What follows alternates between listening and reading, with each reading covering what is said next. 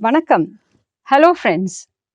The world's largest three-tier prehistoric burial cemetery is how the Adichanallur urn burial sites were described by Dr. Padmanathan Raghavan, a bioanthropologist of Sri Lankan origin. Adichanallur, originally known as Adithanallur, first came into limelight when quasi-scientific race theories held sway over Europe, a time when the idea of a master race conquering the whole world was gaining ground. It was in this context that Dr. Andreas Agar came from Germany in 1876 and unearthed Adithanallur. But instead of helping to establish German supremacy, what he helped unveil was probably the first ever truly cosmopolitan settlement of the Indian subcontinent. For over 2 centuries, the skeletons of Adityanallur held the fascination of the best scientific minds right across from Europe to Asia in a quest to formulate racial origins. The distinguished professor of physical anthropology from the Cornell University, Dr. Kenneth A.R. Kennedy, in his work, The Physical Anthropology of the Megalithic Builders of South India and Sri Lanka, gives a detailed account of the skeletal remains that were unearthed in Adityanallur and the plausible theories put forth by international scholars. Of the over 10,000 objects that Agor discovered from Adityanallur and shipped back to Germany, there were many skeletons and skulls besides precious artifacts, all lying unanalyzed and unclaimed in the Museum of Asian Arts in Berlin. Dr. Kennedy lamented how many of these skeletons, having been exposed, would have been rendered useless for future examination. As early as 1903, a French neuroscientist, Louis Lapic, who spent a brief time at Adityanallur, recorded a distinct African element and theorized that Proto-Dravidians had shared African origins. Well, today, the out of Africa theory has been established beyond doubt with the aid of archaeogenetics. Alexander Ray's excavations followed, and many human remains excavated were shipped off to Britain. In the year 1930, Solly Zuckerman, a British zoologist, studied a couple of these skeletons and clearly established that one was of a proto-astroloid origin and the other skeleton was a Mediterranean one. In 1963, two Indian scientists, Chatterjee and Gupta, analyzed skeletal remains from Adityanallur and concluded that they were not representative of a homogeneous race at all. They showed how it contained Astroloid, Armenian, Mediterranean, and Vedid typologies, the Vedas, that is Vedarhar in Tamil, being a hunting clan native of both South India and Sri Lanka. They also claimed how the skull typologies were more akin to that of the skulls excavated from the Harappan regions, even more than the Vedid types. Several early 20th century anthropologists firmly believed that the Aborigines of Australia had very deep connection with the Dravidian populations of South India. People who came out of Africa probably stayed in the southern part of India for some time before eventually crossing the shallow seas and migrating to Australia. We know today that they were right, and we saw in detail about this in a paper put forward by Irina Pugak et al. I'm leaving the relevant link here. In fact, it is to study this connect between the Australian Aborigines and South Indian Dravidians that the bioanthropologist Dr. Raghavan first came to Chennai. He was at that time working in Australia, and landing in Chennai, he learnt about the skeletons of Adityanallur that then became his consuming passion. Invited by the ASI to analyze these skeletons, Dr. Raghavan undertook a groundbreaking research and submitted 3 detailed reports to the ASI. One was a skeletal biological album, one was on geology and anatomy, and one dealt with the pathological aspects. Unfortunately, the ASI never published these reports, so Dr. Raghavan, who was actually working on a fourth report, aborted the effort and left. Now, what Dr. Raghavan's study conclusively proved is that the skeletons of Adityanallur that were used to spin off so many Dravidian ancestral theories actually were that of foreigners.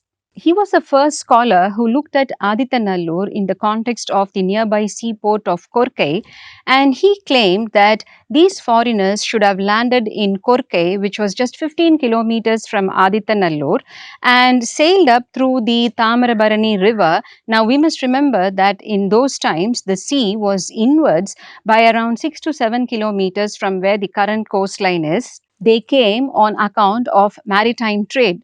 But what's just fascinating is that they lived, died, and got buried here, an expat community, making Adityanallur one of the first truly cosmopolitan settlements of the subcontinent.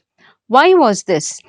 The location of the South Indian seaports were at a crucial halfway point in the maritime trade routes of the Indian Ocean, a very important exchange come transit point. For example, the Greeks on the one side and the Chinese on the other, they would have probably met at Korkai and exchanged their goods and went back their ways, thus saving half the time and distance.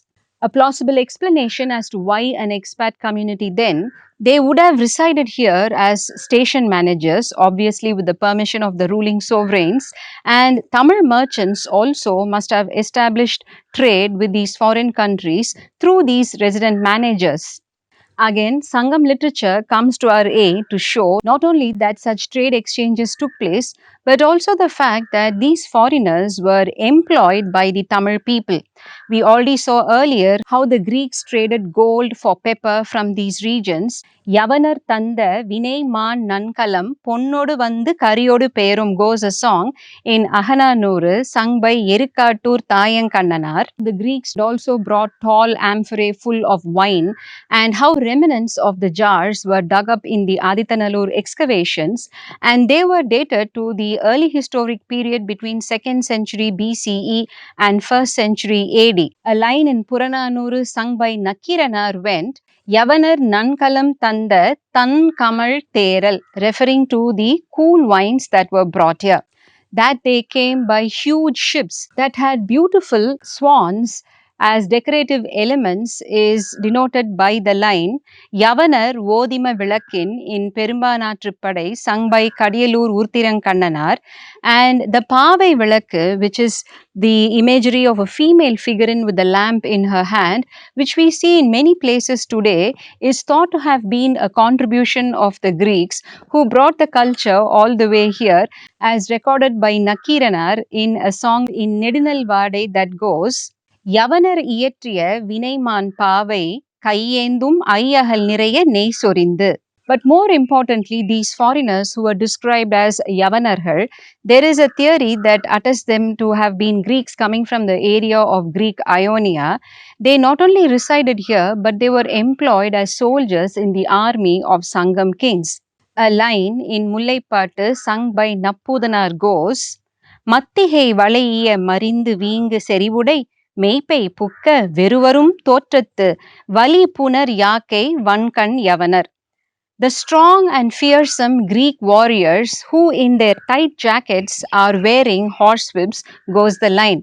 Not only that, they were also employed by the Tamil people as in Arika Medu, where they were engaged in glass bead manufacturing, and that they were also engaged as carpenters is understood by a term Yavana Tachar that occurs in the Manimehale, one of the twin epics, which is dated to between the first few centuries of the Common Era. Dr. Raghavan, attesting to the foreign origin of these skeletons of Adityanallur, clearly established them as belonging to people from the Mediterranean, the Middle East, Southeast Asia, and the Far East. That includes today's Vietnam, Cambodia, China, and Japan. In his pathological studies, he shows that these skulls had deformities and nutritional deficiencies typically linked with that of seafarers and deep sea divers. Like, for example, they had sinusitis brought on by certain bacteria that inflicted seafarers. He even detected sexually transmitted diseases in a few skeletons, which is also very typical of seafarers. They came in probably through the silk trade route, and the burials in Adityanallur could have been cemeteries dedicated exclusively to the foreigners, he adds. Analysis of skeletal remains sparsely found in such megalithic sites was undertaken not only to understand demographics and life expectancy, but also to understand pathology. Now, it is very interesting to see that the only infectious pathology that is revealed by the skeletons in South India in Kodumanal, the maxillary sinusitis, which has been deduced to be an occupational hazard, since Kodumanal was an iron smeltering place. Maxillary sinusitis should have been caused by inhaling excessive smoke from the smelters. Similarly, skeletons, probably belonging to the metalsmiths and craftsmen of these regions, had osteoarthritis. An adult skull from S. Paipanaikanpatti showed a deep injury in the soft tissue of the brain caused by a sharp sword or an axe, and this was discovered by archaeologists Selvakumar and Valimbe in 1998, who also found that the lamella bone formation had started healing, showing that the person hadn't died immediately after the injury, but maybe perhaps between 15 days to 3 months after the wound was inflicted, which was considered impossible as it was highly infectious. So, some sort of medicine, most probably herbal medication, should have been administered to the injured person, and living in a rich bioreserve, our ancestors were very much familiar with medicinal herbs. Today, we call this Siddha medicine, and minor injuries, such as those occurring while transporting huge boulders to erect the megaliths or occurring while engaged in craftsmanship, should have been immediately treated with these herbs, and pestles excavated from these sites should have been used to grind these herbs. So, while we have been trying to recreate the lifestyle and culture of the Tamil people who lived in these regions some 3,500 to 2,500 years ago, from the remnants of the megalithic Iron Age sites, what is evident is that there are very many sites yet to be discovered, like the one recently unearthed at Sivakalai, and we need an army of inquisitive explorers like our teacher Thirumanikam. As early as 1888, Alexander Rie discovered and did some sporadic digging at Paravai and Anupanadi in the suburbs of Madurai. I keep thinking those of us living in Madurai are literally living on the top of history. And Kiradi, which is just 12 kilometers away from where I live, is just one of the 293 sites that have been identified along both the banks of the river Vaigai. We know that Vaigai is one of the most sung rivers in the Sangam literary works, and not without reason. Amarnath Ramakrishna, the archaeologist who led the Kiradi team, points out how the entire Vaigai valley should have been a trade center bustling with exports and imports. And how do we know this? Out of the 293 sites identified, more than 100 sites are habitational sites, and one of the reasons why Kiradi created a great buzz was because it was also a habitational site. While Kondagai, a little away from Kiradi, was the burial site, so also nearby Manalur, a part of the same cluster, and some of the skeletal DNA recovered from Kondagai has been sent today to the DNA lab that is being set up in Madurai Kamaraj University for further investigation. These megalithic burials, which unlock the secrets of the social life of that time, very many sites have been systematically destroyed over a period of time thanks to the lack of awareness among local residents and official apathy. At Veeranam, at the foot of a chain of hills in Tiruvannamalai, an archaeological team led by the art historian K.T. Gandhirajan discovered a lot of Iron Age burial sites dotted with can circles, and these were dated to probably around 1000 BCE by the archaeologist from the University of Pondicherry, Dr. Rajan, who has unearthed scores of megalithic sites all over Tamil country. He points out the several references to these can circles in the Sangam literary works, one reference being Paral Uyar Padukkai. In these regions around Veeranam, there were many can circles, and there were dolmens found within the can circles at an elevated level, the Paral Uyar Padukkai as the description goes, and below this were found urns from which many iron implements, terracotta pottery and skeletal remains, beads, knives, etc. have been recovered. A large number of these can circles have been destroyed for good, as residents from nearby villages have carted away the stones and the granite slabs to construct cowsheds and lay flooring or compound walls. And a granite quarrying work in the vicinity, Dr. K.T. Gandhirajan pointed out, if continued to function, would completely destroy the site in a few years to come. Vandalism has destroyed the superbly built dolmens at Mallasandram in Krishnagiri.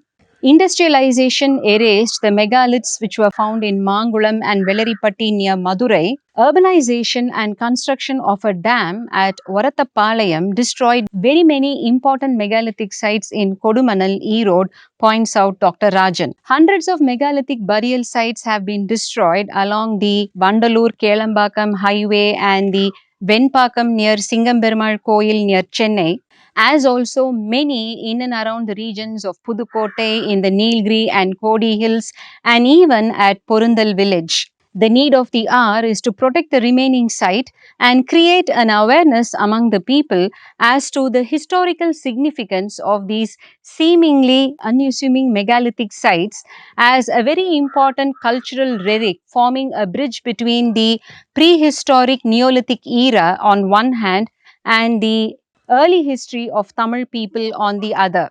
We shall see how megalithic culture helped shape Tamil religious practices and beliefs in the next episode. Vanakkam.